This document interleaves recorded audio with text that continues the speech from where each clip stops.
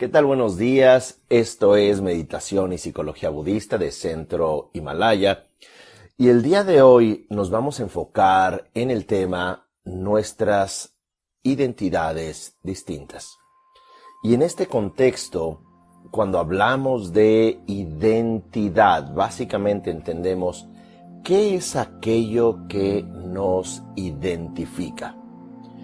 Y de alguna manera, como una huella dactilar, pensamos que somos individuos únicos, somos individuos que de alguna manera somos irreemplazables, somos completamente distintos.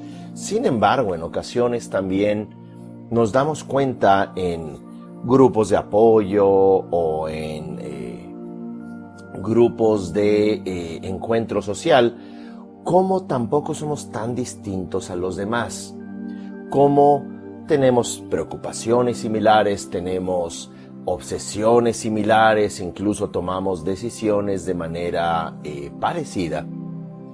Y es por esta razón que cuando hablamos de nuestras identidades, pudiéramos nosotros tratar de entender cómo es que nos sentimos muy distintos al resto del mundo, tenemos rasgos similares y en ocasiones también nos comportamos casi que como hormigas o como abejas en una colmena, en grandes eventos sociales o en una indignación social o bien en eventos masivos.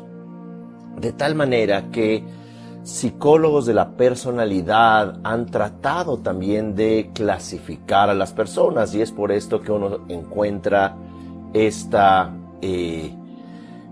clásicas preguntas: ¿qué animales son tus favoritos? ¿Y qué lugares prefieres? Y que de alguna manera van clasificándote de una forma, si eres extrovertida, si eres introvertido, de qué manera pudiéramos entender los rasgos de nuestra personalidad. Psicólogos de la personalidad han acuñado un acróstico, esto con sus siglas en inglés de OCEAN, océano en castellano, y la O, para ir entendiendo, la O tiene que ver con el sustantivo openness, que es apertura. Somos personas con apertura o somos de alguna manera cerrados o reservados. Y aquí podemos ver que ya hay diferencias entre ciertas personas. Somos abiertos al cambio, somos abiertos a las personas, o bien somos mucho más reservados. Nos expresamos o simplemente callamos las cosas. Entonces, este es el primer referente. La C, que es la segunda letra según esta aproximación de psicología de la personalidad, es de conscientiousness, Y en conscientiousness tiene que ver con perseverancia, tiene que ver con esfuerzo. ¿Somos personas que nos esforzamos o somos un poco más perezosos, somos más procrastinadores? Y eso también tiene una gran relevancia, particularmente estos dos aspectos. Tanto la apertura como la perseverancia tienen un efecto directo con el éxito. Si somos abiertos, decimos lo que queremos y por otro lado nos esforzamos, si hay una fecha de entrega, nos esforzamos por cumplir, o bien somos aquellos que reprimimos, somos aquellos que procrastinamos. Eso también va a generar un rasgo distinto de una persona a la otra. Por otro lado, en este acróstico, la E tiene que ver con extroversión versus introversión. Somos personas más extrovertidas, somos más lanzadas hacia adelante, o bien simplemente preferimos los lugares aislados, preferimos mantenernos cerca de la estimulación sensorial o estimulación social. Somos aquellas personas que comienzan una conversación, ven a alguien, le hacen una broma o simplemente estamos mirando en silencio, juzgando a todo el mundo en una reunión social. Y esto es sumamente importante justamente en lo social. La A, que es la siguiente letra, viene del inglés agreeable, si somos agradables, contrario a desagradables. Y esto es importante, uno nota cómo hay personas que son muy amables y dicen palabras agradables y conversaciones o temas que son fáciles de involucrarse, o personas que de pronto son mucho más agresivas o bien traen temas que son muy controversiales, no te conocen y de pronto cruzan líneas. En general pueden ser desagradables. Incluso podríamos hablar de su apariencia física, su higiene, si se cuidan en términos de ser agradables o desagradables, y no estamos acá haciendo un juicio de valor, por supuesto, solamente estamos mirando rasgos de personalidad que pudieran diferenciarnos como personas. La siguiente letra, que es la última de este acróstico Ocean, océano, es la N de neurosis. Somos neuróticos, estallamos todo el tiempo, o bien somos personas que gestionamos las emociones de otra manera. Hay personas que de pronto se les cancela el viaje, se cancela un vuelo y explotan y comienzan a golpear el mostrador de la compañía aérea, o de pronto hay un mal servicio, ya sea público en un hospital o en un banco, y pueden perder el control cuando de pronto alguien aparentemente entra en la fila y esa persona, sin preguntar, juzgó, ya está rompiendo las reglas. Entonces puede comenzar a gritar sin darse cuenta que de pronto solo fue a preguntar si esa era la fila o la línea, como le quieran llamar. De tal manera que vemos en este acróstico que hay elementos de nuestra personalidad que son muy únicos, muy individuales, pero también podemos ver en un amplio espectro a personalidades, ya sea en familia o en amistades o en el mundo en general.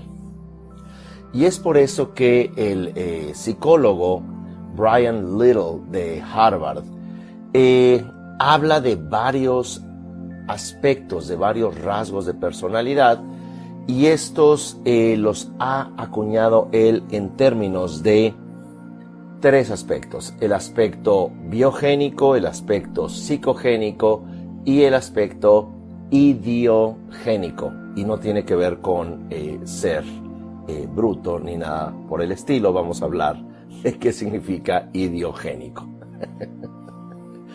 Dicho todo esto, el primer aspecto biogénico es bastante comprensible.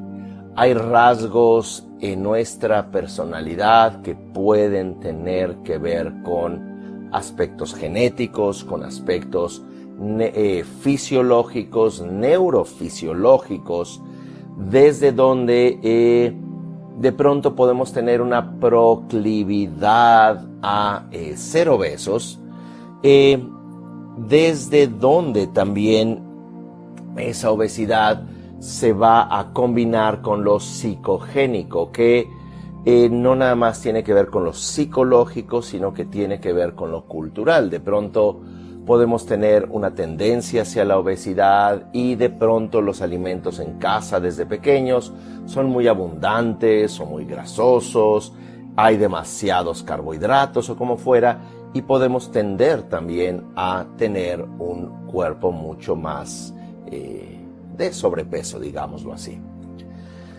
De tal manera que pudiéramos ver en aspectos psicogénicos y también psicogénicos y biogénicos, podemos ver estos dos aspectos que van a generar una personalidad incluso inculturada, desde donde la relación que pudimos establecer con papá, mamá y el entorno, la designación del lugar que ocupamos, la mirada amorosa, la protección, como hemos hablado ya en otras entregas, va a jugar un papel sumamente importante en la imaginación de nosotros mismos. Así que aquí estamos hablando ya no únicamente de genes, neuronas, cadenas de proteínas, sino que también aspectos culturales, aspectos psicológicos, aspectos conscientes e inconscientes que van moldeando nuestra personalidad. El tercer aspecto es el idiosincrático, esto es ideogénico. Y la idiosincrasia no necesariamente es sinónimo de lo cultural. También incide lo cultural, pero tiene que ver también nuestra experiencia y nuestra personalidad. Esto es, las experiencias que vamos acumulando, que se van guardando en nuestra memoria, y lo que es importante también entender en términos de idiosincrasia o el aspecto ideogénico de nuestra personalidad, es que somos individuos que podemos, por ejemplo, en una relación de pareja, cambiar mucho nuestra personalidad.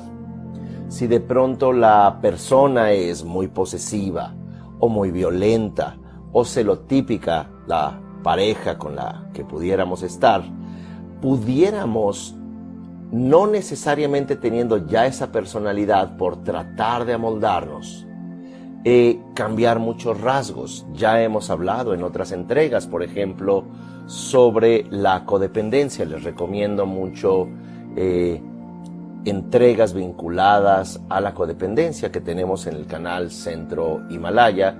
Y de igual manera, si entran a centrohimalaya.com, tenemos un seminario, un taller sumamente rico, sumamente sanador, lleno de herramientas para cómo trabajar con el trastorno de déficit de amor propio, que no necesariamente codependencia significa tener una relación familiar, conyugal, emotiva, amistad con un adicto. La codependencia, como se le llamó antiguamente, hoy en día se entiende como un trastorno de déficit de amor propio. Así que pasamos del déficit de amor propio a la abundancia de amor, y eso puede ser sumamente importante. Y de manera relevante a lo que estamos discutiendo, es que todas estas personalidades que tenemos, todas estas identidades que tenemos, no son como se pensaría décadas atrás. Ya están en los genes, no puedes cambiar nada. Es algo así como tener digamos, el color de los ojos o la estructura ósea que tienes, tiene que ver solamente con genes. No necesariamente nuestra personalidad opera a la manera de las cadenas de proteínas y al DNA. Dicho todo esto, lo ideogénico tiene que ver con la manera de amoldarnos también a las circunstancias. Tiene que ver también con la influencia inmediata, como dice el psicólogo John Bargh, con la imprimación, priming. Este psicólogo, profesor de la Universidad de Yale, plantea que somos sumamente influenciables, y ya lo hemos visto en redes sociales, como también empresas, gobiernos y agencias controlan la psique de las personas, sus disparos sinápticos en términos de lo que anuncian, lo que aparece en las redes, cómo están estructuradas estas redes sociales que vemos, los videos que los algoritmos eligen en sitios de videos, van poco a poco creando una idea de individualidad sin darnos cuenta que nos están manipulando. Eso también puede ser un rasgo ideogénico, y esto lo hemos discutido en entregas sobre la estimulación y la manipulación de masas a través de redes sociales, particularmente desde Silicon Valley, ¿verdad? Y lo importante acá no es que tengamos que cerrar nuestras redes sociales, sino que comenzar también a restringir sus tiempos y comenzar también a tener más criterio. Dicho todo esto, lo ideogénico, lo que va formando nuestra identidad, relacionado con lo psicogénico, relacionado con lo biogénico, da tres grandes referentes de un nivel de identidad. La psicología budista nos plantea que no tenemos únicamente una identidad, sino que tenemos múltiples identidades. Y estas identidades van cambiando, como por ejemplo podemos ver el desarrollo psíquico o psicológico de un humano, la personalidad que tenemos cuando somos pequeños, la preadolescencia, la adolescencia y más adelante, cómo también vamos cambiando nuestra personalidad con base en la experiencia de vida que tenemos. No nada más la infancia necesariamente es destino, pero también los vínculos que vamos haciendo a lo largo de la vida. Somos seres sumamente influenciables y esto lleva a un cuarto término que en términos de construcción de identidades, que es lo epigénico. Y lo epigénico tiene que ver con lo epigenético. ¿Qué significa esto? Epi significa sobre, genético significa genes. Y lo que se plantea de manera simple en lo epigenético es que incluso nuestro cuerpo, la salud de nuestro corazón,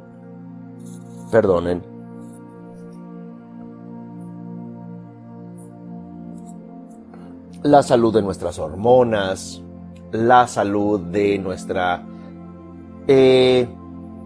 nuestro sistema inmunológico, de nuestro sistema digestivo, depende de los pensamientos que estemos constantemente disparando. De estos pensamientos que van de la mano de las emociones, de la construcción individual, van de la mano también de nuestra narrativa, de nuestra imaginación. Recién mi hermana Adriana entregó una tesis de maestría sobre el viaje en términos de las prácticas dialógicas y colaborativas, y allí mencionaba ella sobre las muchas voces que nos componen a nosotros mismos.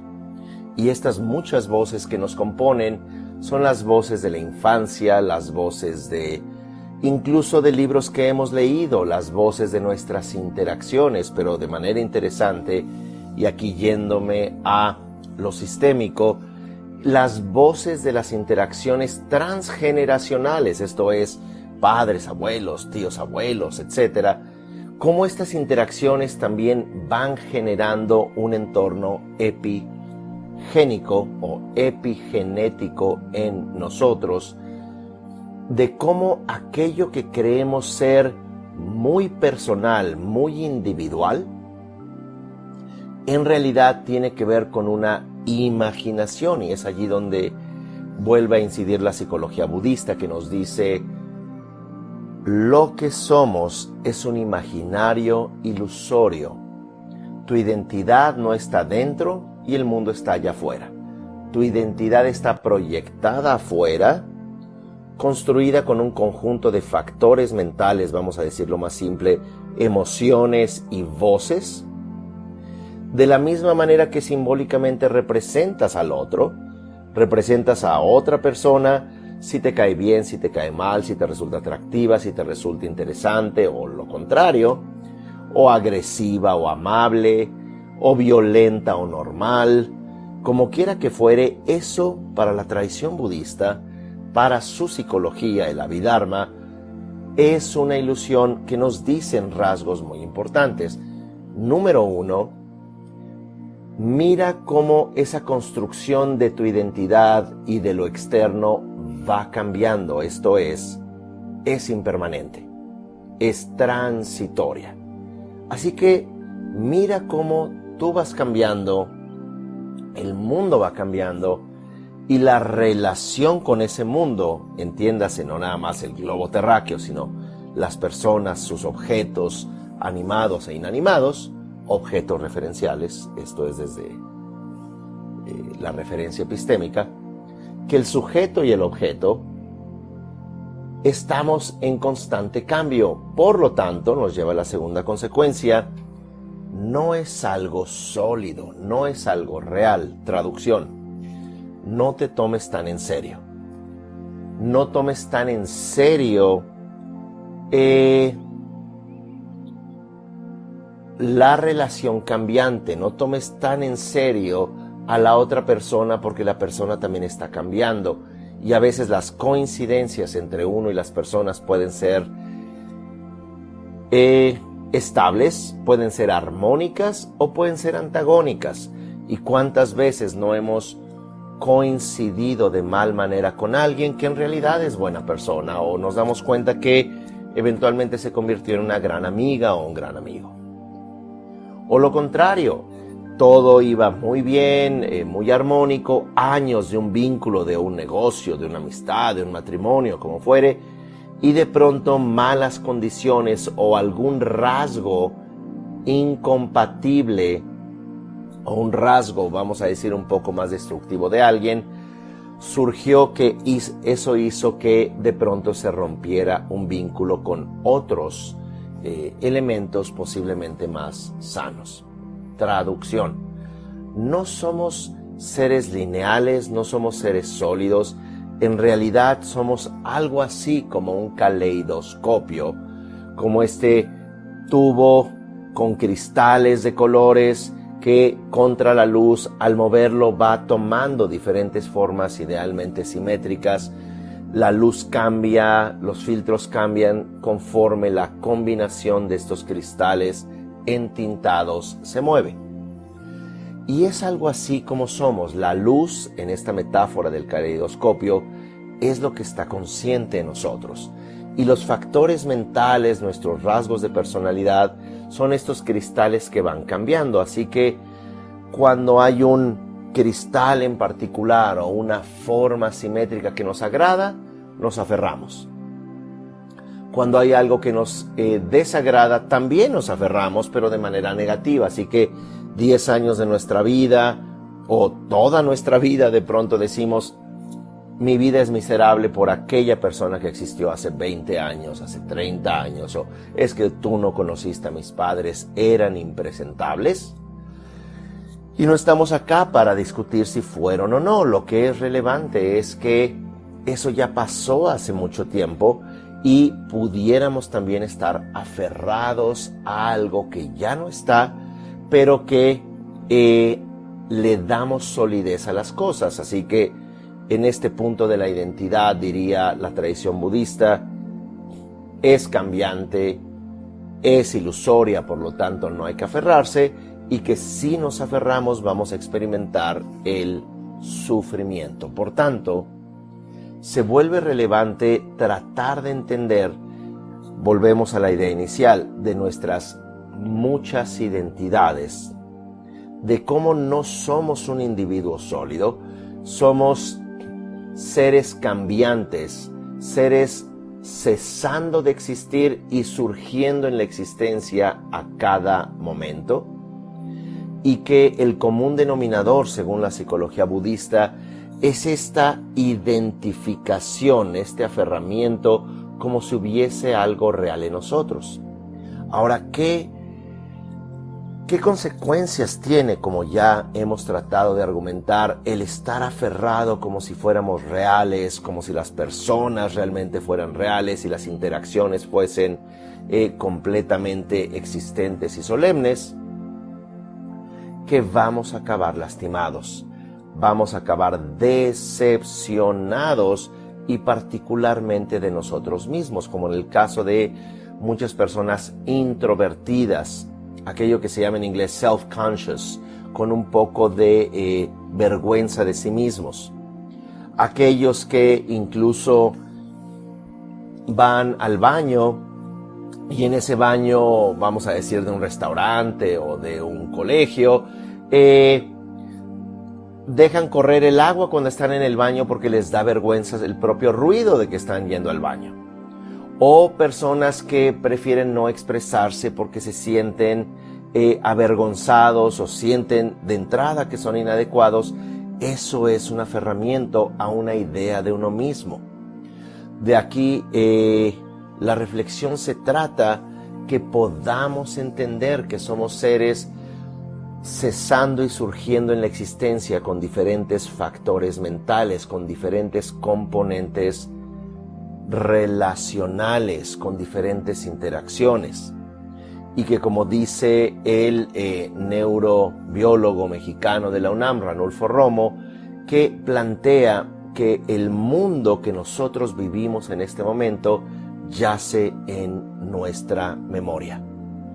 Y que por el hecho que nosotros no estamos percibiendo las cosas aquí ya, dadas, porque si no hubiesen esos circuitos en la memoria, si incluso lo que yo estoy ahora pensando y tratando de expresar a través de las palabras, ustedes no tuvieran en su memoria esas palabras, esas ideas, esas asociaciones, entonces no existiría ninguna lógica en lo que estoy diciendo. Pero si lo llevamos a una mayor consecuencia, aquí entenderíamos que ni siquiera reconoceríamos una mesa, no reconoceríamos una nube, no reconoceríamos nuestro rostro mirándonos al espejo, no reconoceríamos, como en casos de personas con Alzheimer, personas ya con daños cognitivos importantes, no reconocerían ni siquiera los rasgos de un rostro humano. Como menciona este importante neurocientífico Oliver Sacks, que tiene este libro superventas, El hombre que confundió a su mujer con un sombrero, y habla sobre diferentes trastornos cognitivos como la afasia, etc. Pero aquí no es un título, llamémoslo así, desautorizando a la mujer, ni mucho menos, sino de lo que plantea es como cuando los circuitos cerebrales no crean la sinapsis, no hay una interacción o asociación con la memoria, puedes confundir incluso un rostro humano con un objeto que no reconoces, porque la memoria es lo que articula el cuadro visual, el cuadro auditivo, el cuadro desde donde miramos la tercera dimensión, desde donde miramos el color, que si no tuviéramos estos circuitos de la memoria, no tendríamos en sí misma una identidad, de tal manera que en realidad estamos viviendo en el pasado, porque todo aquello que estamos mirando es recurrentemente una memoria. Se dice que de la abrumadora mayoría de los estímulos sensoriales que están ustedes y yo experimentando en el presente, solo tomamos 0.000050455% de los estímulos externos. Traducción: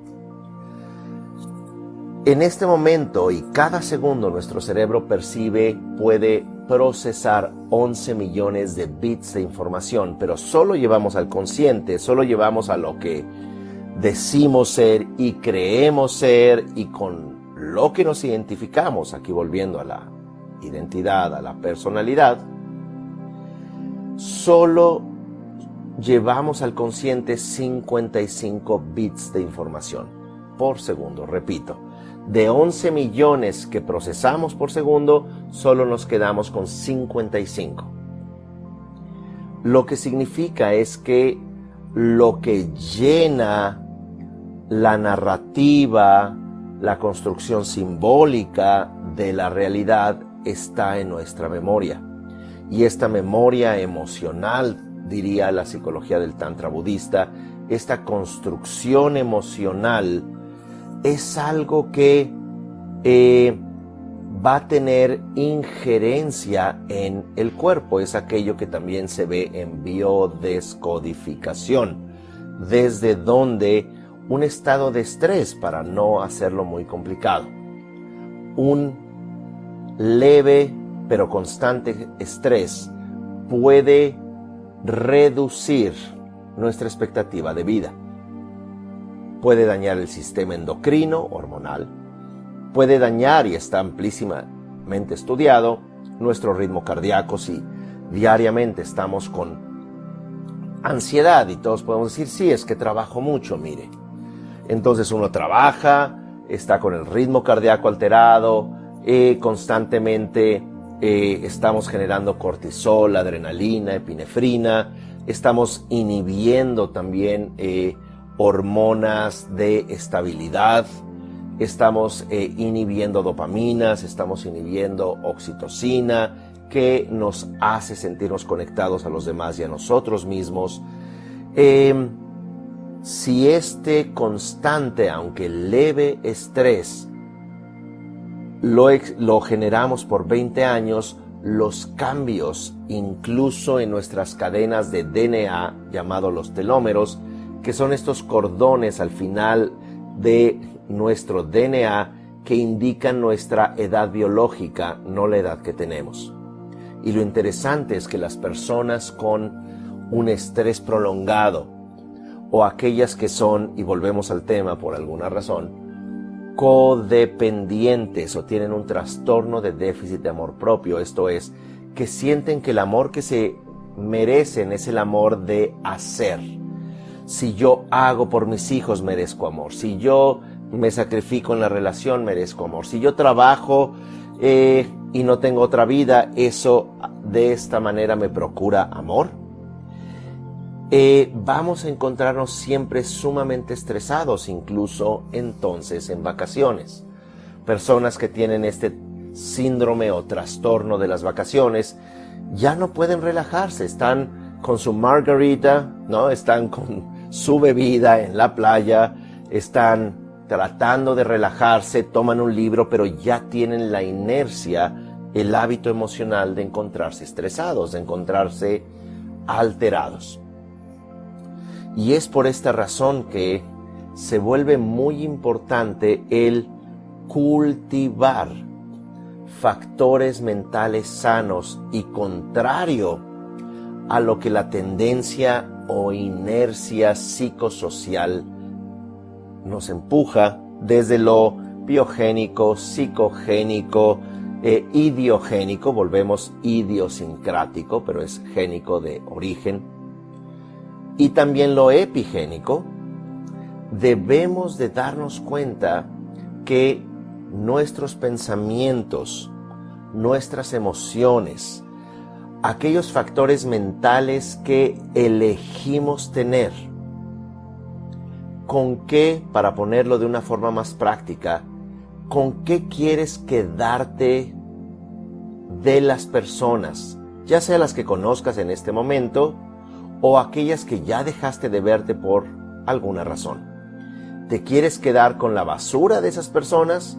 Sigue recordando lo que te molesta de ellas, sigue pensando que no valen la pena, sigue pensando en el desaire, el desaliento que te hicieron sentir. Y eso es quedarte con la basura, pero lo interesante es que son los factores mentales que tú guardas en tu memoria emocional y que cada vez que pienses en esas personas, ya sea en tus padres, ya sea en tu excónyuge, ya sea con un grupo de amigos o colegas de trabajo, no importa, lo interesante es que vas a generar factores mentales que tu cuerpo y tus hormonas, tus glándulas, van a experimentar como si estuvieras enfrente de la persona.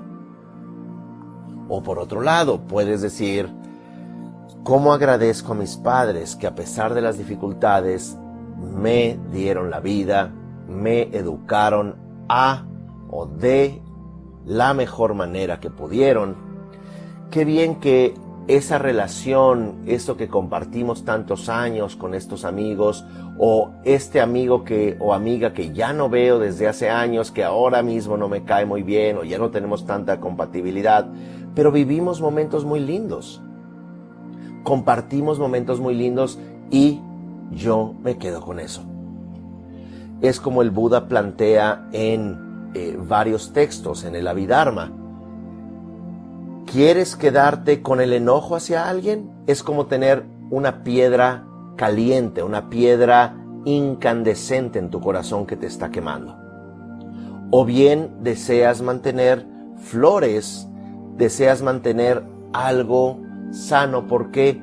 Porque recuerda que incluso si así tuvieras a la persona frente a ti, lo que construye a esa persona en tu cerebro y en tu identidad biogénica, psicogénica, idiogénica y epigénica, como ya argumentamos al comienzo de esta entrega, es la relación simbólica entre tu identidad imaginada, el sujeto, una de tus muchas identidades imaginadas, y la identidad imaginada de la persona. De tal manera que si somos, como argumentamos, introvertidos o extrovertidos, si somos agradables o desagradables, si tenemos la tendencia a quedarnos con lo negativo o quedarnos con gratitud, si de alguna manera somos abiertos o reservados. Todo esto va a incidir en la construcción simbólica, lo que es muy importante como un primer punto. Dicho de una forma simple, que no nos tomemos tan en serio. Si te tomas muy en serio, va a haber un momento en que no te puedes tolerar a ti mismo. Cuando puedes generar sentido del humor, cuando puedes ver con ironía tu pasado, tu presente, tu tentativo futuro. Cuando te das cuenta que tu destino no está en el futuro, sino que tu destino ha llegado aquí, a este momento, a este lugar. Es aquí a donde has llegado y es donde se dice en la psicología budista, el camino es la meta. ¿Y dónde te encuentras ahora? En el camino. Eres un ser que ha llegado para todos los fines, ha llegado aquí a este momento y no estás en otro lugar. Todas tus interacciones, todo tu devenir, toda tu existencia ha llegado acá y tu vida no va a cobrar sentido en el futuro cuando llegues a esta cantidad de $100 millones, cuando llegues a estas prebendas o estos beneficios sociales del sacrificio, de comportarte como espera la masa, de estar en los cánones del consumo, en los cánones de la belleza, en los cánones de la fama, socialización, sino tu vida ya en este momento es suficiente. Eres todo lo que has podido ser en este momento y es suficiente. Entonces, cuando nos sentimos suficiente, no vamos a vivir con carencia, con insuficiencia, porque las personas que vivimos con insuficiencia somos las que nos tomamos muy en serio. Soy real, soy importante, tengo que llegar allá, tengo que demostrar algo. Y cuando ya eres suficiente, aceptas tus talentos, aceptas tus logros, aceptas tus fracasos, te ríes de las inconsistencias, de las personalidades que nos conforman, cuando miramos que somos seres cambiantes, cuando miramos que somos seres ilusorios, pero no ilusorios en un sentido de, ya que soy un holograma voy a cruzar ese muro. No, ilusorios en un sentido del cambio, de cómo hace unos años teníamos una idea de la realidad y hoy ha cambiado, cómo irónicamente algo que aprecias mucho ya lo has dejado de apreciar y a alguien que no apreciabas del todo ahora le aprecias mucho. Cómo nuestro cuerpo está cambiando, cómo el mundo va cambiando y cómo al no tomarnos tan en serio podemos ir transformando nuestra experiencia. El termómetro de todo esto es tu sufrimiento. ¿Cuánto sufrimiento tienes dentro de tu cuerpo por tomarte tan en serio? ¿Cuánto rencor y resentimiento tienes sobre una idea de ti mismo que yace en el pasado? ¿Cómo es mucho más fácil soltarlo desde la gratitud, soltarlo desde la soberanía emocional? Y cuando digo soberanía emocional, no significa que nos aislemos de los demás y seamos personas completamente pedantes, impresentables, arrogantes. No, la soberanía emocional es que tú te hagas cargo de tus emociones, que tú te des cuenta que el otro está en su lucha por hacer sentido de sus múltiples identidades, al igual que uno viene, al igual que otros, de complejos y largos caminos de sobrevivencia, no únicamente física, fisiológica, pero una sobrevivencia emocional, una sobrevivencia del telos, esto es, una sobrevivencia del sentido. Todo el tiempo nuestro neocórtex, en conjunción con el sistema límbico, está tratando de hacer sentido, generar una coherencia emocional de todo lo que nos sucede. Así que ciertamente la meditación nos puede ayudar de manera muy importante a comenzar a reestructurar nuestro cerebro desde una perspectiva sana, amorosa, estabilizar el sistema límbico, también la construcción simbólica de la realidad a partir del neocórtex, y eso está amplísimamente estudiado ya por cientos de estudios de cómo tanto el estudio de cómo funciona la mente, trabajar con métodos para generar empatía, compasión hacia uno y hacia los demás, generar amor bondadoso, cómo generar ecuanimidad, desde la meditación nos puede transformar. Y es por eso que quiero invitarles a, en septiembre comenzamos con los diplomados de psicología budista, tanatología tibetana, que es tanatología, el estudio del bien morir de acuerdo al libro tibetano de los muertos, y la profunda psicología y sabiduría que tiene este libro, al igual que este conocimiento. Así que 2 diplomados, psicología budista, son 10 meses, 10 módulos, puedes tomarlos enteramente en línea o ya con todos los cuidados de manera presencial. Si vives en la Ciudad de México, también se puede tomar de manera presencial en las instalaciones, de Centro Himalaya. También vamos a comenzar con una certificación de mindfulness con base en el budismo. Vamos a estudiar más allá de las técnicas, sino comprendiendo cómo funciona la mente y cómo incide directamente la meditación. Durante 10 meses de esta certificación de mindfulness, cada una de estas 40 clases que vas a tener en tu certificación, más 2 retiros de práctica, van a haber meditaciones profundas, distintas, que nos van a ir sanando y llevando a la profundización de el estar consciente, de mantenernos en un estado mindful. Toda la información la pueden encontrar en la página centrohimalaya.com y pueden también entrar allí. Hay talleres ya grabados, tales como sanar la codependencia.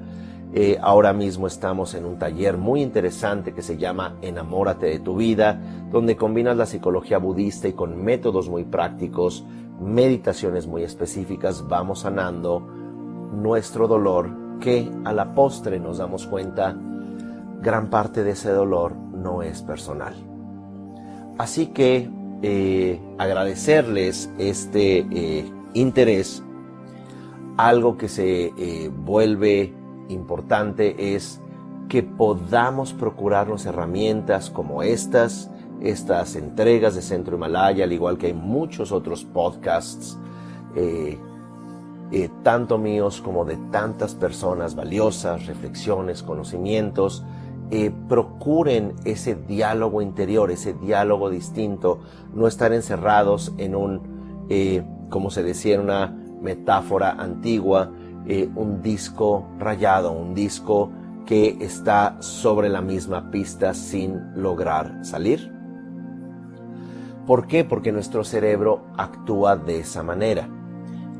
Nos encontramos en un 85% del tiempo repitiendo los mismos estados emocionales y en un 43% del tiempo distraídos. Así que se vuelve importante aprender sobre la meditación, sobre nuestro interior y sobre comenzar a mirarnos y a mirar al otro y a mirar al mundo desde una perspectiva más constructiva, amorosa, desde un ángulo de la no competencia, de la no sobrevivencia del más fuerte, sino en realidad sentirnos parte de una comunidad que existe dentro de nosotros e interactuamos con ella afuera. Gracias, hasta la próxima entrega. Hasta pronto.